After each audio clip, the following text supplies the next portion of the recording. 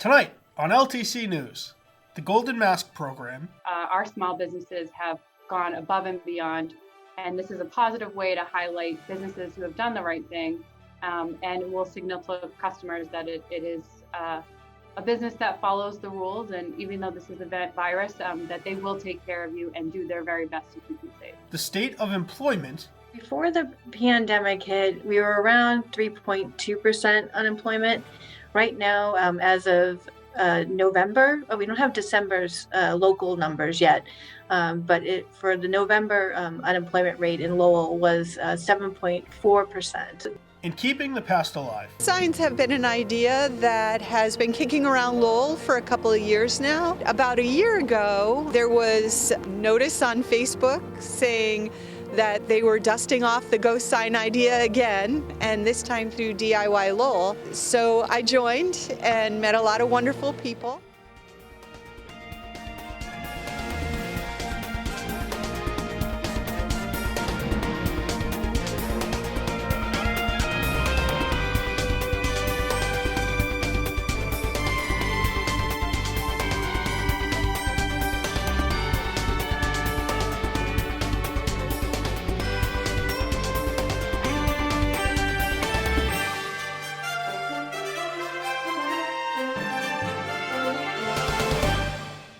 Welcome to LTC News. I'm your host, Matt Nelson. The City of Lowell recently announced that no immediate changes will be made to the city's districting lines, coming after previously releasing a preliminary map of proposed changes as mandated by the Hewitt et al. Consent Decree. Dr. Nathan Pursley, Lowell's voting rights expert, stated that changes will be made following the release of 2020 census data, which he expects to happen before the summer. COVID-19 vaccines have begun distribution to first responders in Lowell. Vaccines will also soon be available to those in long-term care facilities. These come within the first phase of the rollout. Teachers and seniors comprise Phase 2, with the general public being Phase 3. A new COVID-19 field hospital was also set up on the UMass Lowell campus, allowing for more efficient patient care. Governor Baker signed a bill into law that would obligate water treatment plants to notify the public before untreated sewage is dumped into waterways during heavy precipitation. This comes nearly a year and a half after Senators DeZoglio and Kennedy canoed up the Merrimack to draw awareness to the bill. Lowell residents can now look forward to a cleaner future for the Merrimack. A new initiative from the City of Lowell's Economic Development Office aims to shine a spotlight on businesses that meet all public health guidelines. In our first story, we'll hear from Christine McCall about this program, aiming to keep the citizens, workers, and visitors of Lowell safe during the COVID pandemic. If we could just start off, what's been going on with economic development? The Lowell Economic Development Office has been focused on small business supports, our industries that have been particularly impacted negatively by the COVID-19 pandemic.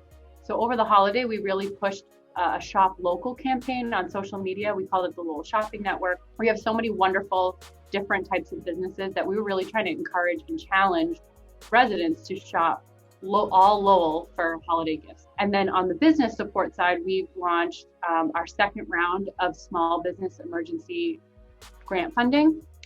Small businesses that are brick and mortar that have seen a loss in revenue due to the pandemic are eligible to receive up to $5,000 in a grant from the city. And so our office is focused on outreach and to make sure that businesses in Lowell are aware of the program.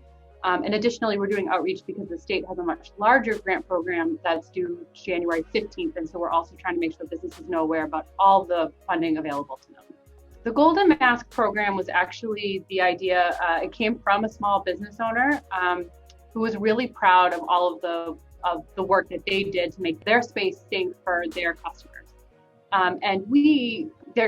Our small businesses, especially our retail and our restaurant, already have a lot of health and safety rules that they have to follow regardless of the pandemic.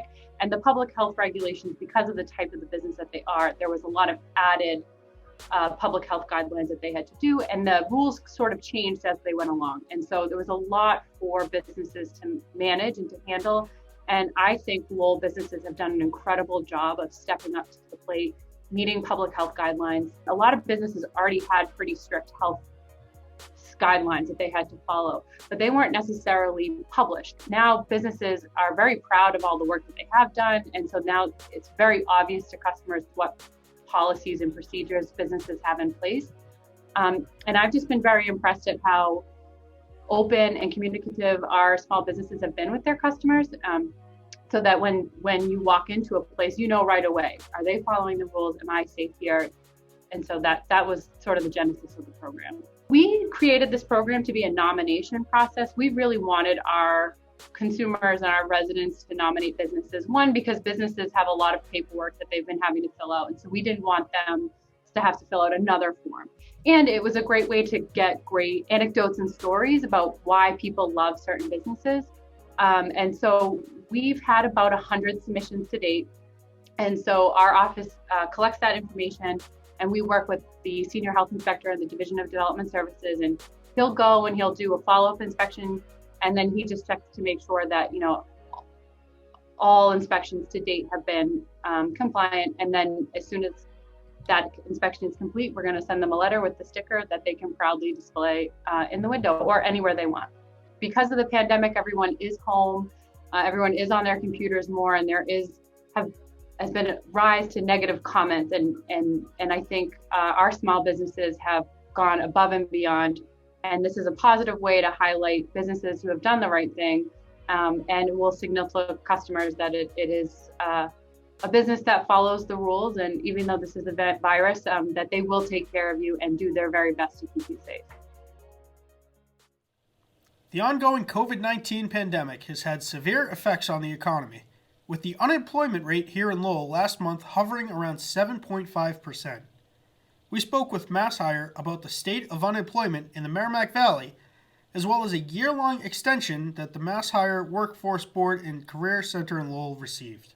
Before the pandemic hit, we were around 3.2% unemployment.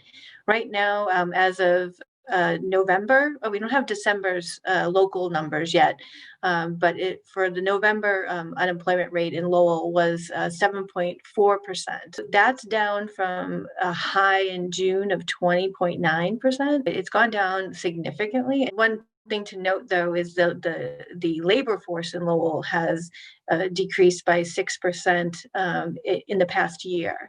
So people are dropping out of the labor force, which means they're not on unemployment, they're not working, they're not looking for work. So it could just be a function of people have dropped out because of childcare. This pandemic has affected women more disproportionately. About 60% of those that are unemployed are women. Are there impacts from the pandemic that you think are going to stay with us as we, hopefully are starting to pull ourselves out a little bit? It's exactly what I think everybody thinks it is, which is that these younger, lower income, less educated, they tended to work in the hospitality, whether it's in hotels or restaurants, retail, part-time kind of work. That's what's been really affected here. It's going to take a while for that to get back to when people are flying and the tourism and all of that. So, looking at the industries that are growing, healthcare, advanced manufacturing, IT, those are where you if you want to get back into the workforce, those are the trainings and education that you really should look into, because those are the industries that are going to grow in the future. In the recovery process from this pandemic, in terms of investments or relief programs, what do you think we need to see to build back in a way that's more sustainable and more equitable, and really institutes the sort of structural changes that'll make the economy more resilient and lift more people up? The labor force has dropped by 6%. So people are leaving the workforce. We need them to get back into the workforce in order for us to grow. And they can't do that if they don't have all of those support systems around them to work. People need to know that they can have their childcare, their transportation needs taken care of, their housing security. if you have all of that in place, people will work. So I would like to see more funds put into those support services, like I said, childcare, transportation, rental assistance, all of these things that then we can go to work and help people connect to those employers that are looking and that need those workers. MassHire recently received an extension on a 2-year grant that was issued in 2019. This was a federal national dislocated worker emergency grant to address the opioid crisis. So far, we have served over 130 people. And so we've put over $600,000 into work experience, which has helped local nonprofits that are working with people that are dealing with the opioids. That people that are in recovery. We have a lot of money for training, so we're looking to put people into occupational training, addiction counseling, recovery coach training, and putting them into unsubsidized permanent employment. That's the game changer. Ghost signs are old signs found on the exposed brick facades of buildings in Lowell. Some are still vibrant, while others barely noticeable. DIY Lowell came together to shine a spotlight on these phantoms of industry past, as we'll see in this next segment. Ghost signs have been an idea that has been kicking around Lowell for a couple of years now. About a year ago, there was notice on Facebook saying that they were dusting off the ghost sign idea again, and this time through DIY Lowell. So I joined and met a lot of wonderful people. Lowell as a city is filled with all these beautiful faded signs, and I've always wondered what they looked like in their glory. For the longest time, I've been photographing downtown Lowell, and so this was a wonderful chance to animate that and show it to people who live and work in Lowell. My biggest inspiration was a book on J.C. Eyre written by Cliff Hoyt, and it was filled with beautiful vintage ads from the turn of the century. My favorite part was looking at all these gorgeous vintage ads and reanimating them and being able to project them on the building for passerbys to walk by. Has been the most fun. And it's just been a wonderful experience. So many people were involved, projectionists, historians. It really was a joy to work on. My part is more on how to make the projection works, and I'm not an expert on it, so we started talking with people who know about broadcasting, projection. We also talked with some of the event people who work on the other low project events, and then we do the DIY part. Got a projector that fits our bill for a budget, and there's a lot of trial and error with creating a box that can keep the projector out of the elements while projecting every night. We have a wonderful team, people who are really excited about it and also dedicated to making it come to a reality. And see behind me, looking great out there. It's a really good opportunity for hands-on, kind of like from doing cutting using saws, and I also learned a lot about programming Raspberry Pi, which is an integral part of the projection machine that is out on the roof right now. The box has the projector, and it has also a Raspberry Pi as the media player, so that the Raspberry Pi knows how to turn on automatically and then also load the video automatically, so no human input. And it also hooks up to a timer outlet, a power strip. I really enjoy making it work and then projecting it in the right position and in the brightness, setting everything up right. That's the most rewarding part. Our team is going to get together again and have a debrief on this, I would say, setup. And I think we all look forward to hitting up more places and really showcasing the history all around town. First time we showed it, there were people walking by, and my favorite part was just watching people stop and just take a minute to take in Lowell. And it's been really nice, just to have people in their daily lives with so much going on to take their minds off of things. even for a few seconds, was really nice. In this week's edition of Sunspot, Lowell Sun Enterprise editor Chris Scott sits down with State Representative Vanna Howard.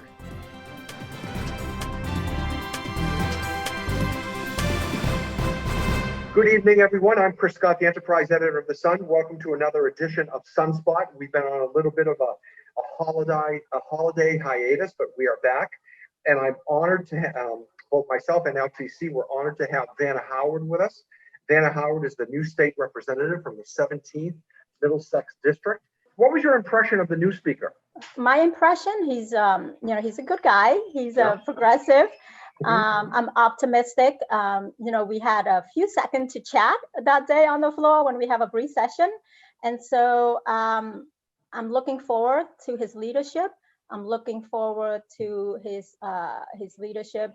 We need a strong leader right now to lead us, especially now during this pandemic, to get legislation passed this session. What's on your wish list? Which committees? My wish list: housing, education, transportation, public safety, and mental health. Mental health is very, very big right now. Especially now during this pandemic, yes. And but I have been warned by my colleagues to stay away from Ways and Means. Tell me, what type of how much are you relying on conversations and guidance from Tom Golden, who's been there now for a long time? He's the dean of the delegation, and maybe to a lesser extent, Roddy Mom, the other rep from Lowell, or any other reps from the area. Have any of them taken you under their wing just to maybe show you a few little things, and things that could make your life just a little bit easier as a rep? Yes, they have. Rep Golden has been gracious. He said we met for coffee, and he has said, anything I need, please reach out to him. Jim Acero, another one. Senator Ed Kennedy, him and his staff have been wonderful taking on. So Rep Golden, Jim Acero, really the entire delegation have been, giving me a warm welcome, have been offer any assistance to help me through my first 2 years as a rep. I want to talk to you just about two things that's happened at the State House, even though you didn't vote on these matters, but because they were in the last session. There was the issue about the pay raise. Yes. And then Governor Baker vetoed the climate bill, the emission bill that Representative Golden and Mike Barrett from Lexington had worked so hard on. On the pay raise issue first, I know we quoted you on that in the newspaper. We at the newspaper just couldn't believe that the legislature as a whole would not take action to prevent that from happening, which they could have. They can always change laws, and when the legislature wants to pass a law, they can do it real fast. And given all that's happened in people's lives with the pandemic, what's your reaction to that? I think you said that you were going to donate that increase to a charity. Is that correct? Correct. I will donate that raise to local charities. As you stated, I did not vote on that legislation, that bill. And going forward, I don't think I'm going to go vote again for the pay raise, but I will not begrudge my colleagues to keep the pay raise, because if they have small children, young children, I will not begrudge them for keeping the pay raise. And, I'm in a position where I can donate the pay raise to local charities. So, have you decided which charity will benefit from your generosity? I think I mentioned the Merrimack Valley Food Bank, the Wish Project, Core Una Meal Center, and I think also the Boys and Girls Club. Okay. Now the other bill we talked about, Representative Golden, the climate bill, Baker vetoed that because he was concerned with some measures in it. But both the speaker and Golden have said, they're not concerned, that they'll refile it and they assume that it will be passed. And if they have to override the governor's veto, they can do that. I assume that you're in favor of that bill as well. Yes, I am. I am. It had incredible support from both the House and the Senate, and so we'll see. We'll see. Now it's back to us. We'll see if we're going to override the governor's veto or consider some of his amendments. So we'll just have to wait from the Speaker Mariano and Senator Spilka, and then we can go ahead and discuss that in this session. Hopefully we can get it passed. Yeah. You know, that bill was hammered out in a conference committee, which was done behind closed doors. You know, 3 senators, 3 representatives. The representatives were chaired by Golden. The Senate was chaired by Senator Barrett. Yep. You know, as a taxpayer and as a journalist, I've got a real problem with that being done behind closed doors. You know, I think that should be completely open for the public to see how that bill came together. You know, its ebbs, its flows, high points, low points. How do you feel about conference committees happening behind closed doors? Is that something that you support, or would you like to change that? I would like to see, because again, we're elected to represent our district. And I agree that we need rules changes. And I would like to see the more openness to it, more discussion from the public to have some input in there as well. You know, and that particular conference committee met over I think a period of more than 100 days, and they seemingly just couldn't get it together. And then Baker said, "Well, they got it to me late, so that's why I really couldn't maybe get back to the committee with amendments." But it seems that things take an awfully long time down there. You know, Cindy Friedman's committee on healthcare, the economic, all these conference committees met over like a several month period. Can't they get it done quicker? You know, well, on important legislation, you know, 100 days, I don't know, again, that too long or not too long, but the bill itself aligned with his, with his team, with his energy and environmental team. So the one amendment, I scanned through it quickly, the one amendment that the governor sent back was about affordable housing. And so, you know, he planned, I think 2025, the governor planned to have at least 125,000 affordable housing, which, as you know, now we have a housing crisis and affordable housing. So I think perhaps if we can maybe tweak that piece in there somewhere. Yeah. And so again, it's a legislation that it's a roadmap for us to, it's a measure to tell us where to go and what to do.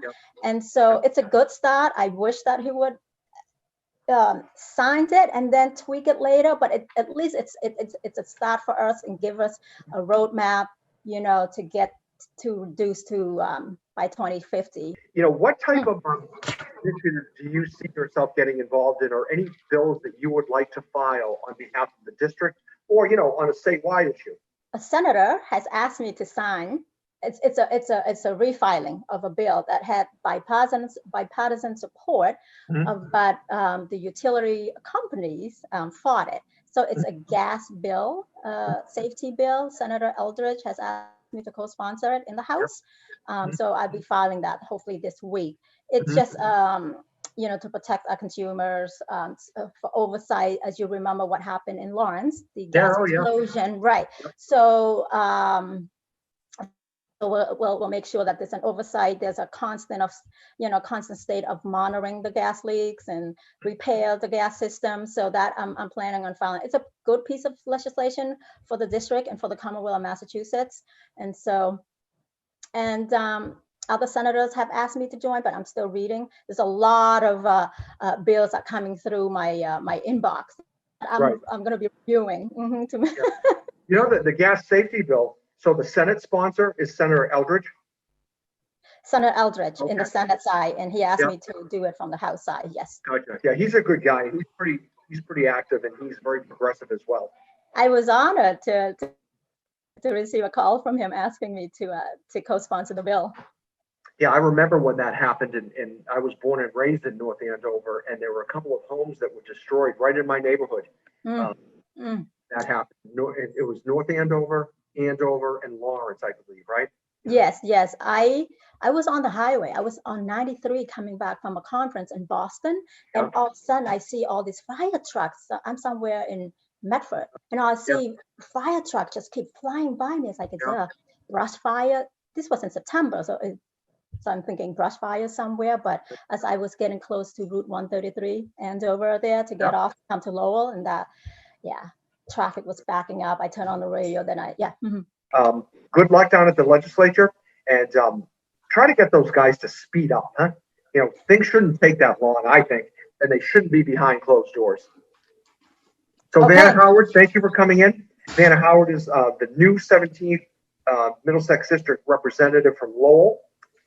She was elected last November and just took office on January 6th. So thank you for coming in. Thank you for tuning in to our viewers, and we'll be back in a couple of weeks with another guest. Thank you, everyone, and have a good night. And that does it for this edition of LTC News. You can find us on LTC channels 8, 95, and 99, online at ltc.org, on Roku in the LTC News playlist, on Facebook at LTC Lowell, or on our YouTube page. I'm your host, Matt Nelson. Thank you for joining us.